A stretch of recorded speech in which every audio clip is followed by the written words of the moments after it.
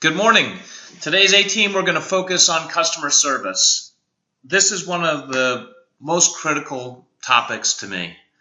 This, to me, drives everything. If we hit our customer service marks, and if we truly deliver customer service, really great customer service, it drives everything that we want to do. It drives platinum, and it drives all of those things. But it drives our future referrals and our own SOI business and the things that we really want to accomplish. So I'm excited to deliver the training this morning. Goals of the training today are simple. We want to focus on what our client, Cardus, wants us to be focused on. Number one, provide great service to the customer. And I'm going to show you some statistics, and we're pretty good at that. We can always be better, but we're pretty good at that, and I'm going to show you those. Make our referral partner look great. We're okay at this. We need to be better, and I'm going to show you that. And finally, have the customer recommend the program and our service to others. And everybody, there's nobody that doesn't want that. More recommendations and more referrals is more business. Both some of it will be biz dev and some of it won't be. Some of it will be your own SOI. So these are the goals that Cardus wants us to focus on.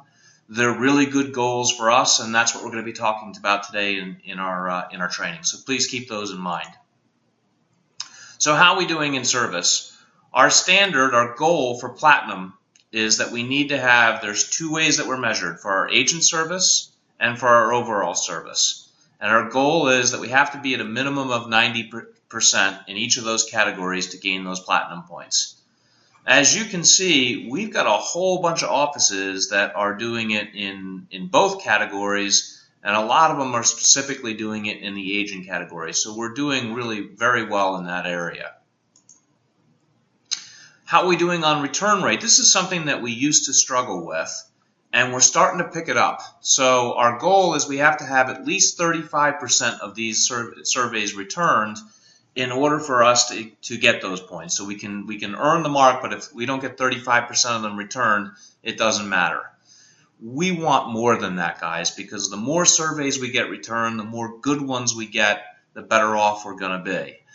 But let's take a look. Our Centerville office has actually got a 60% return rate. So clearly they're doing something differently than the rest of us in order to get there. And we want to make sure that everybody knows that and is on top of that. What's our latest customer service year-to-date for USAA tell us? In Maryland, our agent service is ranked as 91%. That's making the goal. In Maryland, our overall service is ranked as 94%, which is making the goal. So we're making both the goals in Maryland year-to-date. In Northern Virginia and DC, we're at 92% for the agent and 85% overall. So we're missing the mark on the overall service in Northern Virginia. And down in our Fredericksburg, Stafford area, you can see our agents have 95% customer service. Again, we're missing the mark on overall, so that's going to be an area of focus that we need to think about. How are we going to change that?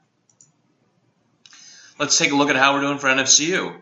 In Maryland, 96% agent and 96% overall. In Northern Virginia, 100% agent and 100% overall. And in Stafford, Fredericksburg, 100% agent and 100% overall. So anyone that wants to ask the question, hey, Scott, why the hell did you drag me out of the field so that I can watch a video on something that I'm doing pretty well on? I think you got a right to ask that question. If I looked at those statistics, I'd be wondering, why am I sitting here?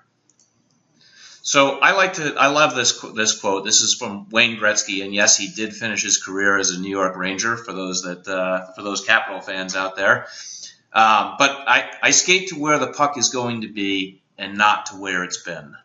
And I think that this is a great vision. This is how he was asked, how is he so much faster? How is he so much better than other people? And this was his answer.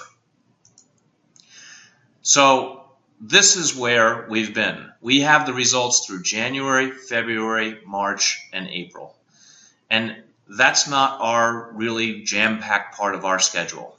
May, June, July, and August, this is where it all happens. Our success is going to be whether or not we're going to sell a lot of real estate in these months, and probably the fourth quarter is going to be good too, but the bulk of it just comes right in this spot. And we're going to get tested. This is when our pipelines are full, and we got to be thinking about, this is the time, right? This is the most challenging time to work with a ton of different customers and provide exceptional service to each and every single one of them. What are the challenges? Well, we just talked about it. You're juggling, most of you are right now juggling the highest volume of clients that you will in the entire year. And so are the mortgage and title companies. So they're going to be less flexible. If there's any changes, if there's any last second things going on, it's going to be hard for the mortgage and title companies, just like it is for us. That's probably going to mean that there's going to be some delayed settlements out there. Look, this is the summertime. I've seen everybody's Facebook posts, and we've got graduations, and we've got weddings, and we've got holiday parties, and we've got all these things on our own social agendas, and we want to be able to attend these things and also take care of our customers. We're stressed, and so are other people. The loan processors are stressed. The processors at the title company, they're stressed. And so people aren't going to deal with things as well. We've got to have a strategy for how we're going to overcome that. Here's one of the biggest dangers. We've done this before. We've handled the high volume. We've juggled things. We've gotten it figured out. But our client hasn't. And they want to think that they're special, and this is their first time, and we've got to make sure that we're not just walking through and telling everybody we got it. We got to tell them exactly how we got it. I know definitely in DC we're seeing this. There's any good inventory that's out there, there's competition on it, which likely means that we've got customers who are going to lose a bid. And unless we are really counseling and working with them, they're going to think that's our fault. And we have to be really careful and work together with people to help them understand what's going on out in the marketplace, educate them on that. We know that the Consumer Financial Protection Bureau has some major changes coming to the HUD. And I've already seen, certainly we've seen with USAA, they've gone through changing their system, and they're going through that. That's caused a couple of hiccups that I can see. I think when we hit August 1, we're going to see some huge ones, and we got to build a lot of flexibility into what the potential is for delays during that period of time with all banks. I think if we don't anticipate that, we're making a mistake. New construction, this is one of the big ones. Boy, if you're working with new construction, a lot of times it equals non-involvement, right? There's a great site agent. They take care of everything. No, we can't do that. We've got to make sure that we're copied on every communication that site agent sends to our clients. We have to tell them that up front. We have to explain that to them and say, I've got a ton of other clients that I want to bring here, but you got to make me look good. You've got to copy me into everything that's going on here, because otherwise what happens is we get all the way to the close and our client wonders, what did we need? What did they need us for? So we can't have that happen, and this happens on a lot of our surveys. So I want to think about that. If you've got them right now, let's get in touch with those people. Just because there's nothing going on doesn't mean we don't want to stay in touch with them and check in with them. Here's a big thing. We got to think about, right? We showed that in the one area that we were struggling with was our overall service rating. And our overall service rating has a lot to do with goal number 2, which is making the referral partner look great. So you got to really think about and personalize who these referrals are coming from. If you're on the A team and you've been doing this for a while, you've gone through a lot of referrals. You may have even had a day where you got 2 USA referrals in the same day. And that's the volume that we go through. But you got to think about who's on the other side of these things. So with broker to broker, that means that there's a referring agent on the other side. Just like we want that on-site agent to copy us in on the new construction, we want to make sure that this referring agent is copied in on what's going on and that they can look great with their client that they referred to us so that they'll want to refer it to us again. Corporate clients. There's an HR director at every one of these companies. And that HR director wants nothing to do with recommending a real estate company where the only possibility for them is that the service is bad, and therefore the client, their employee comes back and says, "Why did you recommend this?" So they struggle to be involved in these programs, but they recognize that we are so much better, that we can do a great job for their employees. They need us to make sure that that person can transition in, transition out, get to their job, and put the other piece aside. So think of that HR director when you've got the corporate client. Affinity clients, we know, USAA and NFCU, boy, if anyone is deployed and overseas, if you're working with a spouse here while someone is over, let's think about who these clients are, what they're going through, and the stress that they're feeling, and make sure that we don't pick up the sheet and think lead. We've got to think of the person that's on the other side. At the least offensive word that we can use is referral. But each and every one of these people is trusting us, and we've got to really think about that when we're going through this. If you've got an office-generated referral, right? If your office has generated referral and put it in through RealSpec and sent it to you, that means, I'm not sure if everybody is aware, but your office staff, in my office, it's Tech Laboda is our office manager, and she will kill for the agents, and she will kill for me. And the amount of work that she does is amazing, and the amount of work that every single one of these office managers and transaction coordinators that are out there does, it's amazing. They are judged and given a bonus opportunity on whether or not they're able to create and close office-generated referrals. So when you receive one of them, please think of them, and please think of, if you want those people to be successful like they want you to be successful, do everything that you can.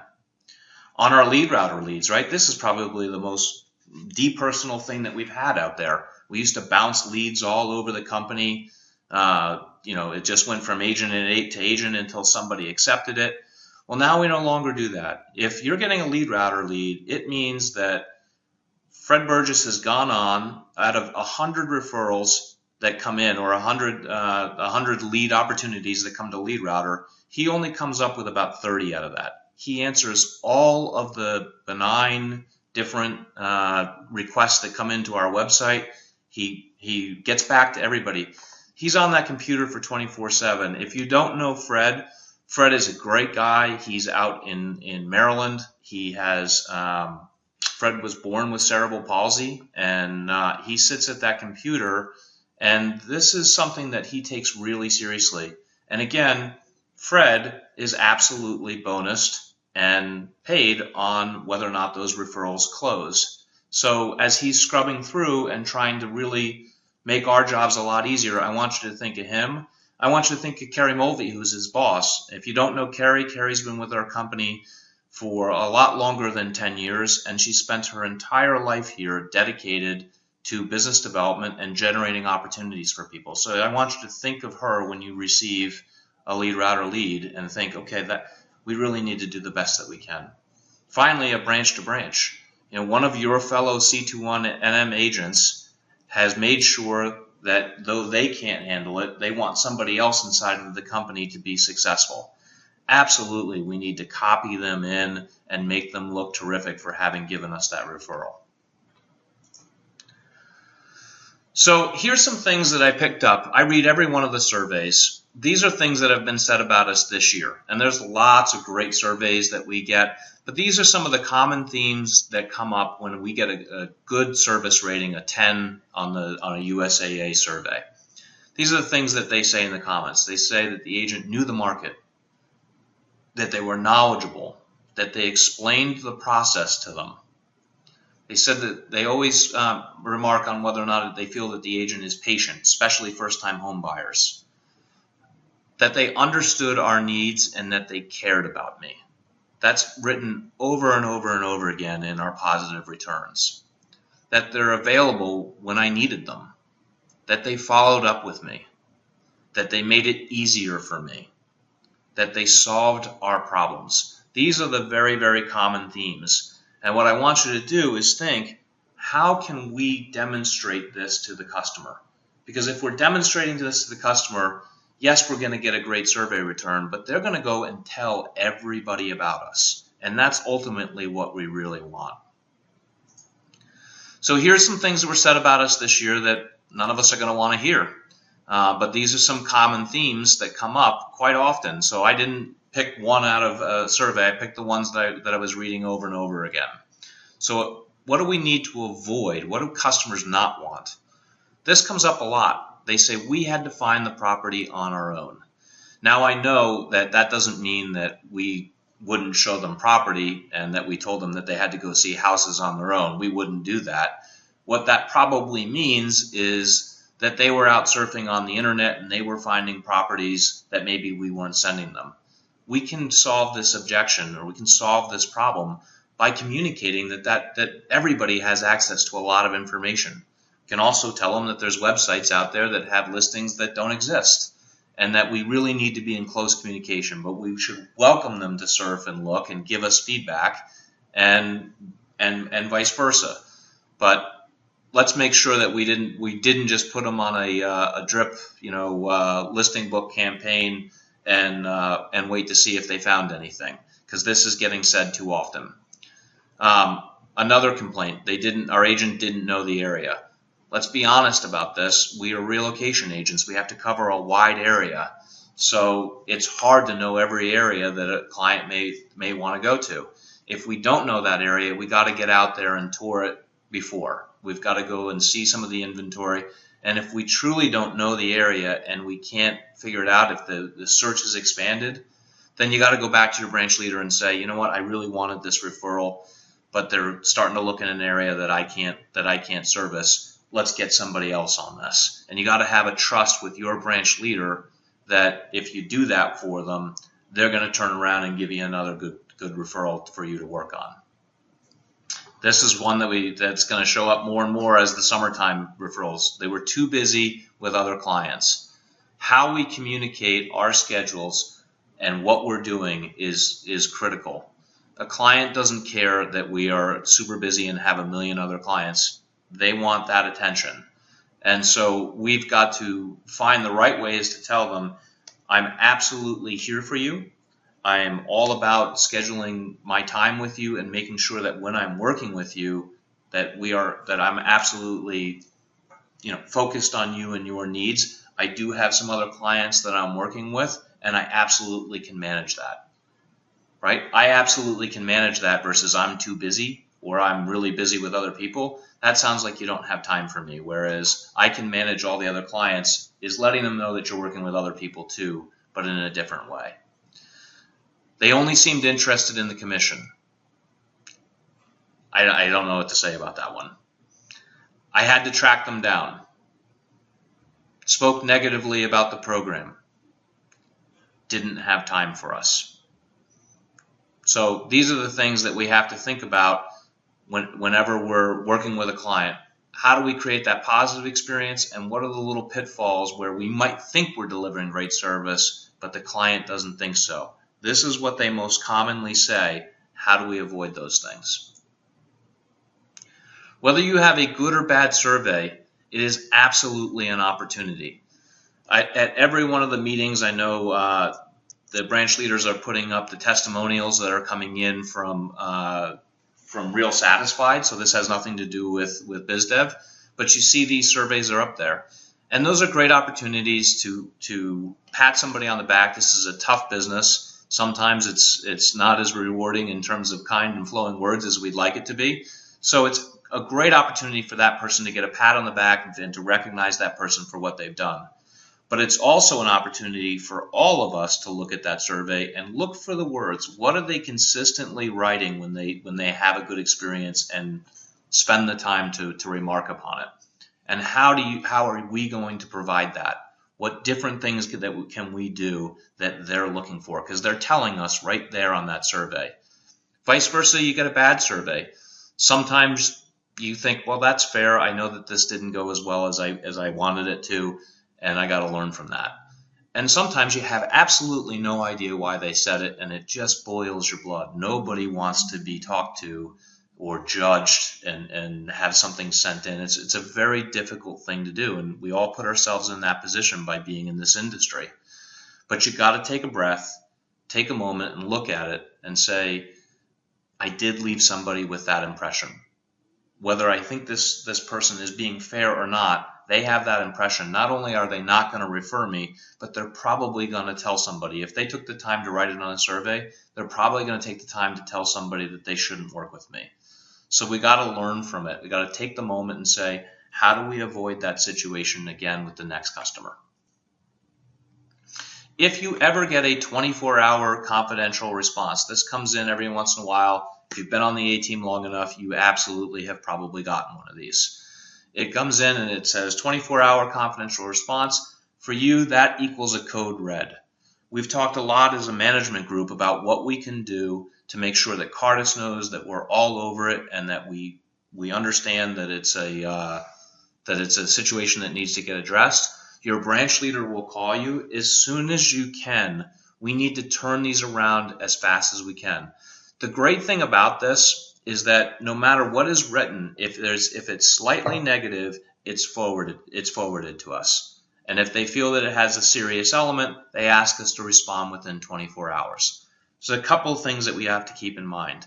Number one, nobody has made any judgment. If they were making judgments, they might edit what's being written there. They're not. They will forward exactly what is said so that we all have a chance to evaluate it. They're looking for our response so that we have an opportunity to say, yeah, part of that's true and part of that's not true, or I don't think that's true at all. So there's no judgment at this point. It's an opportunity for us to come back and say, here's what happened and here's what we know. The things that we are looking for in those responses are, even if we don't really understand what was written there, we do understand that that's unfortunate for all of us, and we don't want that to happen again. And here's the couple of things that I've thought of where if I'm working with somebody like this again in the future, I might be able to avoid this. I know this is a heck of a lot easier said than done. It's really hard to get something said about you that you don't like. And I understand that. The best thing we can do is turn these around. The worst thing that we can do is let them sit. When they sit there and we have not responded to them, then that all of a sudden it starts to tell a story that maybe what the client said is true, especially if it was about not following up, right? And then we take too long to get back. So these are code reds. Got to drop what we're doing. Got to talk about it with our manager. Clear our heads, try to be as unemotional about it as we can, and look for the opportunities in it. Occasionally before a transaction, so most of the surveys have to do with a closed transaction, but occasionally it doesn't go well during the actual search or during the actual listings, and we get a service break and a request for reassignment. Here's what's crucial when that happens. First, for listings, absolutely, we need to find out who the new listing agent is, and this is tough. Nobody wants to lose a listing that they've already signed, but it happens every once in a while, and we have a responsibility that we have to do that if it's requested. So at that point, our job in both listings and buyers is to make the next agent successful, period. And the way that we can do that is with listings, we want to work through the reassigned agent. We don't want any more direct communication with the client. We've been asked not to communicate with them anymore, not to be the person. So if we have anything that we need to clear up or get done, that has to go through the new agent. If you don't know who that new agent is, send an email to Relo ask your manager. We'll let you know who that new agent is, but you should know that. And with buyers, one of the simple things that we can do if we're asked not to work with a buyer anymore, please make sure that we're turning off all of the automated drips. We don't want the new agent to set them up on a drip, and now they're getting all this different stuff from Century 21 New Millennium, and it's just that's not helping the new agent look good. So particularly things like Listing Book and any automated listing program that we have to that client, need to get that turned off right away. So we've talked a little bit about customer service. I want to get into the mechanics just a little bit. Let's talk about what we're trying to accomplish. Let's look at a standard here. This is a tough standard and tough score that we're trying to achieve. So let's look at an agent. An agent receives 8 survey returns. So if we had an agent that received 8 survey returns in a single year, 7 of those surveys are rated as a 10, and 1 of those surveys is rated as an 8. The average score for that agent is not 9.75, it's 97.5%. That's pretty good. I mean, that's pretty tough to do any better than that, wouldn't you think? And I hope everybody's nodding and saying yes. Here's the problem. It's not an average score. It's a pass-fail test. The agent received 8 surveys. They got 7 surveys that were rated as a 10. That means they passed the test 7 times. They got 1 survey that was rated as an 8. That means they got 1 survey that was rated as a fail. A 9 or a 10 is the only thing that passes us on this exam. Our goal is 90% pass-fail rate. So the actual score for this agent is 87.5%. And if that was all of our agents across the company, that means that we don't get any, we're not platinum when it comes to service. And if we don't make the service points, it's pretty hard to make platinum. Let's make it even more difficult. Now talk about who is it that we're asking to give us a 10. We're talking mostly with military members that are either current military or ex-military. And they probably never got a 10 in their entire life. Most of them did not. The way the military looks at things, and I did not serve in the military, but I was talking with some people that do, and it looks kind of like this, right? And I equated what things look like. So there's this part here that's the exceptional. These are your 9s or 10s. And in the military, this is really rare. You don't get this rating. You can do a really good job. If you've done your job and done it well, you're not getting this rating. You have to really do something spectacular to get this rating. And the design of the rating system in the military is that everyone's going to fall in line with this, where they're shooting for a 7 or 8. They're okay if they're 6 or 5. They're really getting in trouble if they're over here. And very few people actually fail in the military. If you fail, it's a really, really bad thing. Well, unfortunately for us, this block is red, this block is red, and this block is red. This is a pass-fail test where a 9 or a 10 is pass, and anything less than that is a fail. And we're asking somebody who doesn't really understand that or doesn't come from that culture. And if we don't explain it to them, there's a good chance that they could give us an 8, feeling that they've given us a really strong rating, one that they'd be very proud to have earned in the military, when that's actually a fail. So that pass-fail analogy, if you can work that into what you're saying to a customer when you're explaining this process, is really going to help you with your overall scores. Here's some of the specifics for how it's delivered. So we have these as handouts. I'm not going to spend forever on it. It tells you where the email comes from. It tells you how long it takes for the email, what the subject line of that email is. It says, this is really important. Sorry. It says that that it will send it to whatever email address is currently on file with USAA. So if they've moved and their email has changed, please make sure you tell the customer to change their email with USAA. They can go to USAA.com and change their email, and that's where the survey will be coming to. Then there's one other thing that's really important here. The mortgage survey used to be delivered at the table. Now the mortgage survey is emailed 7 to 10 days after closing. That's before the 17 days when our survey is sent. So they might fill out this mortgage survey and think, okay, I already filled out the USAA survey. Nope, we need them to fill out this one. This is the one that really makes a difference for us. So that's really quite different. And again, you have the same thing on HES, which is any other affinity program that we have, means Discover, NFCU. Majority of them are NFCU. This is where it comes from. It's sent 10 days after the closing. There's an automated retrigger of the survey that's done after if the first survey has not been sent. And it can be resent once up to 120 days after the closing. So that's what happens with them. So in each of these scenarios, we can no longer request a survey to be sent out after if they didn't fill it out. So, but one will automatically be sent if they didn't. So they're going to get it twice. What we want to do is go back to any customer that recently closed that hasn't filled it out. When you're doing your coaching with your branch leader, go back. This is what Centerville is doing. They go back to their customer and they say, here's when I think you got this survey.